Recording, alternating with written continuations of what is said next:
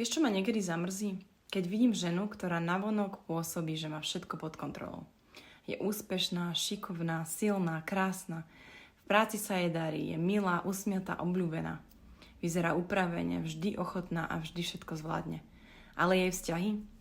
Je to jeden veľký chaos. Muži, ktorí ju podvádzajú, muži, ktorí sa neozývajú, alebo nedaj Bože, toxické vzťahy, alebo muži, ktorí hovoria, že na vzťah ešte nie sú pripravení, alebo muži, ktorí majú svoje rodiny a nechcú odísť od manželiek.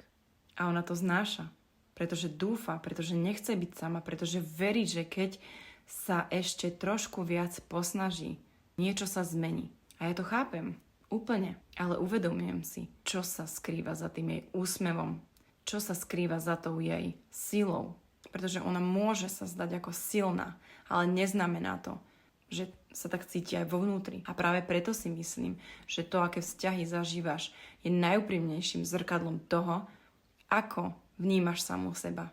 Nie to, čo hovoríš, nie to, ako vystupuješ navonok, ale to, čo si ochotná tolerovať.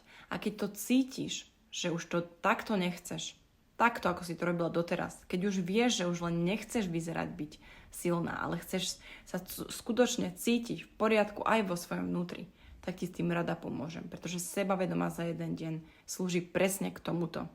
Mení tvoje staré vzorce správania, tvoje nastavenia, pozerá sa na tvoje hlboké emočné rany a lieči ich, analyzuje.